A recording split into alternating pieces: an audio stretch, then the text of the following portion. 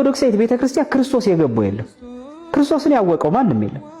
ዓለምን ሁሉ ዙሩ እንደ ኦርቶዶክስ ተዋህዶ ክርስቶስን ስለኔ ብሎ ተገረፈ፣ ስለኔ ብሎ ተቸነከረ፣ ስለኔ ብሎ ተሰቃየ፣ ስለኔ ብሎ መራራ ሞትን ጠጣ፣ ስለኔ ብሎ ዘባኑንና ራሱን ተቀጠቀጠ፣ ደማልኝ፣ ሞተልኝ ብላ ክቡር የሆነው ስጋና ደሙን እየፈተተች እያቀበለች ሕማሙን የምትሰብክ ማንም እንደ ኦርቶዶክሳዊት ተዋህዶ ቤተክርስቲያን የለችም። በዚህ በስድስት ቀናት ውስጥ የምንመለከተው ትልቁ ነገር ያቺ እውነተኛይቱ ርትዕት የሆነች ክርስቶስ የመሰረታት ከጎኑ የተወለደችዋን ቤተክርስቲያን ዓለምን ሁሉ ዞራችሁ ስትመጡ በእነዚህ በስድስት ቀናት ውስጥ በኦርቶዶክሳዊት ቤተክርስቲያኑ ሲሰበክ ታገኙታላችሁ። ሰሙነ ሕማማት ቤተክርስቲያን ሙሽራዋ ኢየሱስ ክርስቶስ መከራውን የምታስብበት ወቅት ነው። ሰሙነ ሕማማት መድህኗ፣ ቤዛዋ፣ አዳኟ፣ ራሷ የሆነው ሕይወቷ ጌታችን ኢየሱስ ክርስቶስ የተሰቃየበትን ቀን የምታስብበት ወቅት ነው። ይህ ሳምንት አይደለም ሰው ተፈጥሮ እንኳን አብራ የታመመችበትና ያዘነችበት ወቅት ነው። ለዚህ ነው ቤተክርስቲያን እንኳን ሰው ቀርቶ ፀሐይና ጨረቃ ከዋክብት እንኳን የክርስቶስን ሕማምና ስቃይ አናይም ብለው ብርሃናቸውን ነፍገዋል። ቤተክርስቲያንም በዚህ ወቅት ውስጥ ከምትለብሰው አልባሳት ጀምሮ ብርሃናዊነትን ለቤተ መቅደሷ ነፍጋ ጥቁሩን ሐዘንን በመግለጽ የክርስቶስን ሕማም የምትሰብክበት ወቅት ነው። ዕለተ ሰኞ መታሰቢያው ምንድነው ከተባለ ቤተክርስቲያን በሁለት መጠሪያ ትጠራዋለች። የመጀመሪያው መርገመ በለስ ትለዋለች። ሁለተኛው ደግሞ አንጾተ ቤተ መቅደስ ብላ ትጠራዋለች። ሁለቱንም መጽሐፍ ቅዱስ ላይ የተፈጸሙ ታሪኮች ናቸው። የመጀመሪያው አንጾተ ቤተ መቅደስ ማለት የቤተ መቅደስ መንጻት፣ የቤተ መቅደስ መጥራት ማለት ነው። ቤተ መቅደስ በደረሰ ጊዜ ጌታችን ያደረገውን አንድ ድንቅ ተአምር የምናስብበት ነው። ተብሏል፣ ቤቴ የወንበዴዎች ቤት አደረጋችኋት ብሏል። የአባቴ ቤት የጸሎት ቤት ናት ብሏል።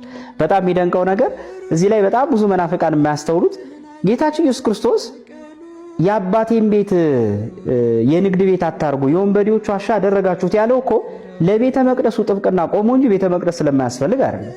በዚህ አጋጣሚ አንጾተ ቤተ መቅደስን ሰኞ ቀን ስናስብ ክርስቶስ ለቤተ መቅደስ የሰጠውንም ክብር የምንዘክርበት ነው። እንደ ኦርቶዶክሳዊት ቤተክርስቲያን ክርስቶስ የገባው የለም። ክርስቶስን ያወቀው ማንም የለም። ዓለምን ሁሉ ዙሩ እንደ ኦርቶዶክስ ተዋህዶ ክርስቶስን ስለኔ ብሎ ተገረፈ፣ ስለኔ ብሎ ተቸነከረ፣ ስለኔ ብሎ ተሰቃየ፣ ስለኔ ብሎ መራራ ሞትን ጠጣ፣ ስለኔ ብሎ ዘባኑንና ራሱን ተቀጠቀጠ፣ ደማልኝ፣ ሞተልኝ ብላ ክቡር የሆነው ስጋና ደሙን እየፈተተች እያቀበለች ሕማሙን የምትሰብክ ማንም እንደ ኦርቶዶክሳዊት ተዋህዶ ቤተክርስቲያን የለችም። በዚህ በስድስት ቀናት ውስጥ የምንመለከተው ትልቁ ነገር ያቺ እውነተኛይቱ ርትዕት የሆነች ክርስቶስ የመሰረታት ከጎኑ የተወለደችዋን ቤተክርስቲያን ዓለምን ሁሉ ዞራችሁ ስትመጡ በእነዚህ በስድስት ቀናት ውስጥ በኦርቶዶክሳዊት ቤተክርስቲያኑ ሲሰበክ ታገኙታላችሁ።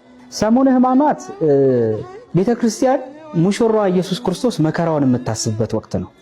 ሰሙነ ሕማማት መድህኗ፣ ቤዛዋ፣ አዳኟ፣ ራሷ የሆነው ሕይወቷ ጌታችን ኢየሱስ ክርስቶስ የተሰቃየበትን ቀን የምታስብበት ወቅት ነው። ይህ ሳምንት አይደለም ሰው ተፈጥሮ እንኳን አብራ የታመመችበትና ያዘነችበት ወቅት ነው። ለዚህ ነው ቤተክርስቲያን እንኳን ሰው ቀርቶ ፀሐይና ጨረቃ ከዋክብት እንኳን የክርስቶስን ሕማምና ስቃይ አናይም ብለው ብርሃናቸውን ነፍገዋል።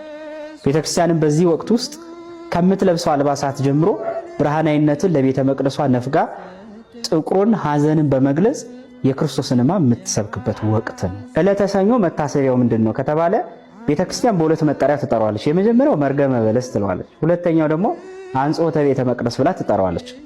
ሁለቱንም መጽሐፍ ቅዱስ ላይ የተፈጸሙ ታሪኮች ናቸው። የመጀመሪያው አንጾተ ቤተ መቅደስ ማለት የቤተ መቅደስ መንጻት፣ የቤተ መቅደስ መጥራት ማለት ነው። ቤተ መቅደስ በደረሰ ጊዜ ጌታችን ያደረገውን አንድ ድንቅ ተአምር የምናስብበት ነው። ተብሏል፣ ቤቴ የወንበዴዎች ቤት አደረጋችኋት ብሏል። የአባቴ ቤት የጸሎት ቤት ናት ብሏል።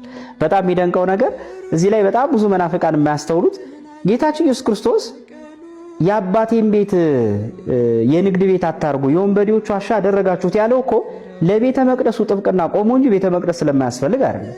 በዚህ አጋጣሚ አንጾተ ቤተ መቅደስን ሰኞ ቀን ስናስብ ክርስቶስ ለቤተ መቅደስ የሰጠውንም ክብር የምንዘክርበት ነው። እንደ ኦርቶዶክሳዊት ቤተክርስቲያን ክርስቶስ የገባው የለም። ክርስቶስን ያወቀው ማንም የለም። ዓለምን ሁሉ ዙሩ